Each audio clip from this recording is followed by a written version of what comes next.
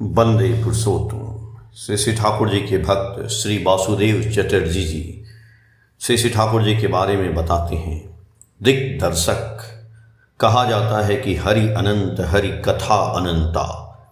श्री श्री ठाकुर जी के बारे में भी ऐसी ही बातें हैं। यदि सारा दिन सारी रातें ईश्वर की ही बातें कही जाए फिर भी वह समाप्त नहीं होगा। चाणक्य के श्लोक में है, धर्म का मूल अर्थ है, अर्थ का मूल राज्य है, राज्य का मूल विनय है एवं विनय का मूल बड़ों की सेवा है। बड़ों की सेवा का कौशल है, अर्थात धर्म को जानने के लिए जो बड़े हैं यानी जो ज्ञानी हैं, अभिज्ञ व्यक्ति हैं, उनके शरणापन्न होना पड़ेगा, तभी धर्म का पथ सुगम होगा। भारतवर्ष धर्म का देश है। कहते हैं भारत की आत्मा ही धर्म है। इस देश के व्यक्ति अत्यंत स्वाभाविक रूप से धर्म के रास्ते पर चलना पसंद करते हैं।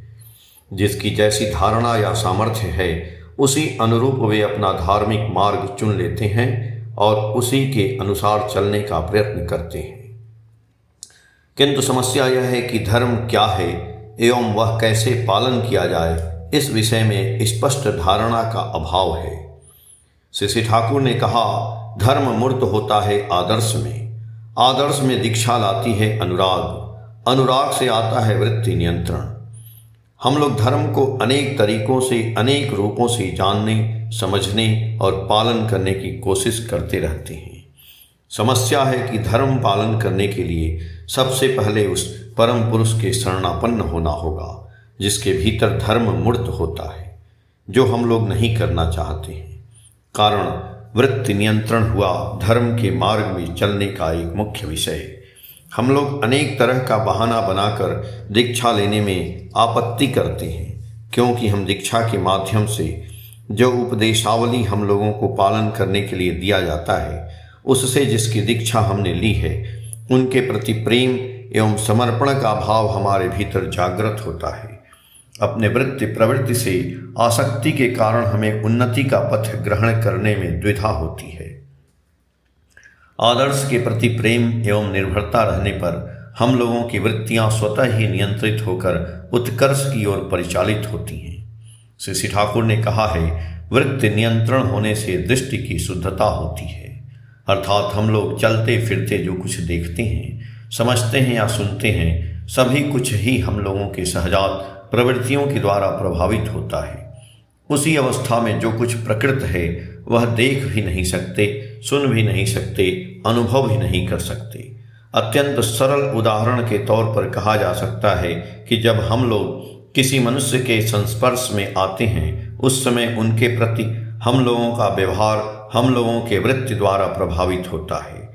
उनके साथ यदि पूर्व में कोई झगड़ा या कोई घटना घटी रहती है, तब उनके प्रति हम लोगों का व्यवहार साधारणतः उसी घटना के द्वारा प्रभावित होना स्वाभाविक है।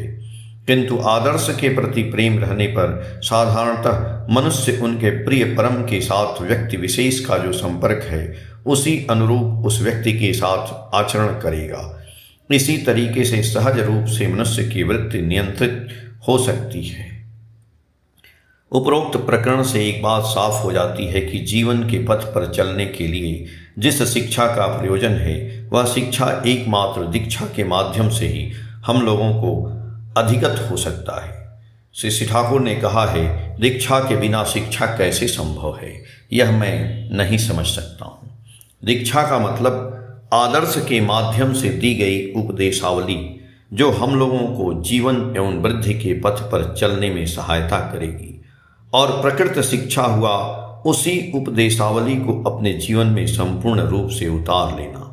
इसीलिए आदर्श ग्रहण कर उसी आदर्श से या जिनके आदर्श हैं ऐसे शिक्षक से शिक्षा ग्रहण करना उचित है। आदर्श विहीन या तथाकथित आदर्श के अनुसरणकारी जो हैं वे अपने एवं साधारण मनुष्य को अक्सर विभ्रांत कर देता है। इसीलिए उनके निकट शिक्षा लेना तो दूर की बात, उनके संस्पर्श में आना भी मनुष्य के लिए क्षतिप्रद है। दीक्षा के माध्यम से हम लोग जो शिक्षा पाते हैं वह हम लोगों को इष्ट केंद्रिक चलन से अभ्यस्त करके अस्तित्व एवं वृद्धि की ओर संचालित करता है तथा मनुष्य की प्रवृत्ति के नियंत्रण में सहायता करता है। इस तरह के चलन में अभ्यस्त मनुष्य स्वतः ही अपने परिवेश समाज के सभी मनुष्यों के लिए दृष्टांत हो उठेगा, ऐसी आशा की जा सकती है। श्री ठाकुर चाहते हैं दीक्षा के माध्यम से मनुष्यों के प्रवृत्ति मुखर चलन को अवरोधित कर बचने बढ़ने के माध्यम से उन लोगों को उपस्थापित करना। इसीलिए श्री ठाकुर के प्रवर्तित सत्संग प्रतिष्ठान को मनुष्य बनाने का कारखाना कहा जाता है। श्री ठाकुर के निकट उनके पार्थिव लीलाकालीन विभिन्न तरह के मनुष्यों का आगमन हुआ है। उनके जीवनीय प्रत्याशुन्यायी ही वे विभिन्न समय भक्त साधारण के प्रयोजन की पूर्ति हेतु नाना उपदेशावली वाणी एवं जीवनीय परिचर्या के लिए प्रयोजनीय औषधि भी प्रस्तुत कर दिए हैं। उनके लिए मनुष्य ही सर्वोच्च प्राथमिकता भी पूरे जीवन में। वे कहते हैं कि मेरी आमदनी है मनुष्य एवं मेरा व्यय है प्रेम। वे और भी कहते हैं मेरे लिए एक मनुष्य एक साम्राज्य से कहीं अधिक मूल्यवान है। जो भी व्यक्ति उनके निकट आए हैं अर्थाश्री मुमुक्ष ज्ञानी प्रयोजनानुसार वे उन लोगों को परिपूरित किए हैं। देश विदेश के जनसाधारण मनुष्य कीट पतंग जिस तरह अग्नि की ओर आकृष्ट होता है उसी तरह प्रबल रूप से श्री ठाकुर की ओर आकृष्ट होते थे। इस सदा हास्यमय विराट शिशु की रहस्यमय व्यक्तित्व के सानिध्य में जो भी आए वही उनके प्रगाढ़ बंधन में सारा जीवन के लिए बंध गए। धनी दरिद्र ज्ञानी मूर्ख विख्यात नगण्य सभी उनके सानिध्य में आने के बाद जीवनीय पोषण लाभ करके धन्य हुए हैं। जो जैसा ही वैशिष्ट पारायण क्यों न हो, श्री ठाकुर के अमीय स्पर्श से उनका वैशिष्ट्यानुपातिक वर्धन का द्वार खुल गया है। इसीलिए श्री ठाकुर को वैशिष्ट पाली आपुरयमान कहा जाता है। श्री ठाकुर के विशाल व्यक्तित्व के निकट विच्छिन्न मनुष्य का क्षुद्र क्षुद्र अहम स्वार्थ विलुप्त होकर महाजीवन के असीम प्रवाह में मिल जाता है। एक माँ श्री ठाकुर के निकट आई हैं। अपनी साधारण धारण वस्तः वह ठाकुर को प्रश्न पूछती हैं, ठाकुर क्या आप शाक्त हैं? ठाकुर थोड़ी चिंता कर बोले, मैं शाक्त तो हूँ ही, फिर मैं वैष्णव भी हूँ, मैं क्या नहीं हूँ वही तो मैं नहीं समझ पाता हूँ। वह माँ शाक्त भाव परायणा होने से श्री ठाकुर को शाक्त जानकर बहुत खुश हुई। बाद में श्री ठाकुर उसकी व्याख्या कर रहे हैं। शाक्त शब्द का अर्थ जो शक्ति की आराधना करता है, वैष्णव शब्द का अर्थ जो विष्णु या उसी दिव्य गुण का उपासक है।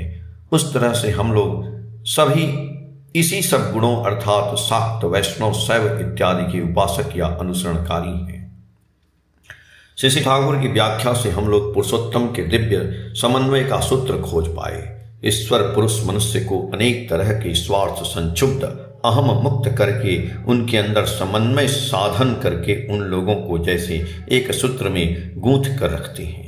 वे मनुष्य में विरोधों का चरम अवसान कर देने के लिए सचेष्ट रहते हैं, जिससे सभी निश्चित उपद्रव मुक्त जीवन यापन कर सकें।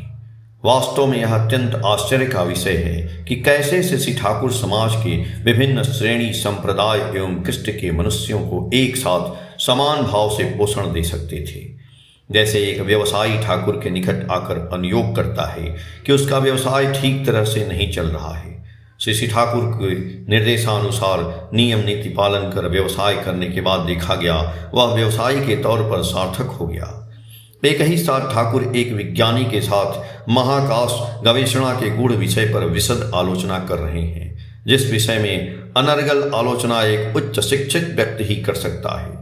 एक दिन श्री ठाकुर के निकट श्रद्धेय ऋत्विकाचार्य कृष्ण प्रसन्न भट्टाचार्य की उपस्थिति में कॉस्मिक रे ब्रह्मांड रश्मि विषय में वार्ता हो रही थी। आलोचना हो रही थी कि कॉस्मिक रश्मि को खुली आंखों से देखना संभव है, यहाँ तक कि सूक्ष्म से सूक्ष्म यंत्रों के माध्यम से भी इस दुर्लभ वस्तु को देखना मुश्किल है। श्री ठाकुर ने कहा, मुझे लगता है कॉस्मिक रश्मि को देखने के लिए यदि उपयुक्त परिमंडल सृष्टि किया जाए तब उसे खुली आंखों से देख पाना भी संभव है।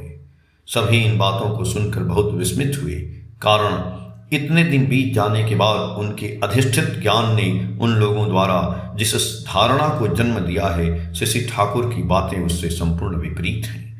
श्री ठाकुर ने और भी कहा, यदि प्रकाश अंधकार की तरह एक वातावरण सृष्टि किया जाए तब उसी अवस्था में कॉस्मिक रश्मि प्रत्यक्ष देखना संभव है। उसी तरह की एक अवस्था में घर के भीतर अंधकार बाहर रोशनी हो, ऐसे ही एक जगह श्री ठाकुर के निर्देशानुरूप अवलोकन करके सभी कॉस्मिक रश्मि जैसा एक दुर्लभ दृश्य प्रत्यक्ष करके विस्मयादिभूत हुए। प्रत्यक्षदर्शी की भाषा में हम लोग सभी उस कॉस्मिक रश्मि को प्रत्यक्ष किए जो छोटे छोटे स्वर्ण कण की तरह उसी दुर्लभ ब्रह्मांड से अजच्छल धारा में वर्षित हो रहा है और मिट्टी में लगकर बिखर जाता है। जय गुरु।